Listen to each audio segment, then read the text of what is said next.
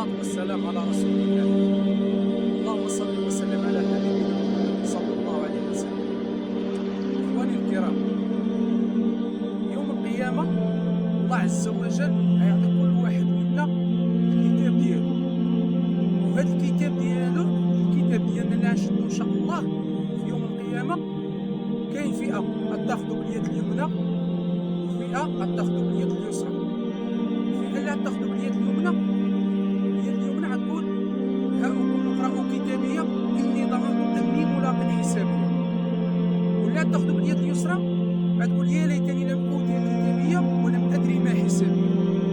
هذا المشهد يوم القيامة، من بعد ما نغادروا هذه الدنيا هذه ونوقفوا أمام الله عز وجل.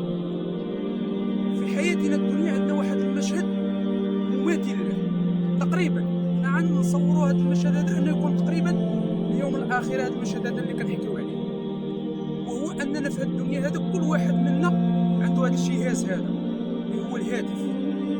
وهذا الهاتف فيه صفحات، الصفحه الفيسبوك او اليوتيوب او تويتر، وعلم الله شنو الصحف اللي عندنا هنايا في التليفون هذا. كل واحد وعارف الصحف اللي مدخل في التليفون هذا. وكاين البوم الصور ومقاطع الفيديو MP3 اللي كيكون مثلا فيه اغاني، وكاين اللي عنده مثلا قران. الله اعلم، كل واحد التليفون عارف شنو عنده فيه. الكتاب كيتكون من الصفر، من الصفحات صحف يعني، وهذا التليفون تا هو فيه صحف. فتخيل معايا اخي الكريم انني جيت وقلت لك اليوم هذا التليفون ديالك تخيلوا انه هو الكتاب ديالك. اين يد غادي تشد؟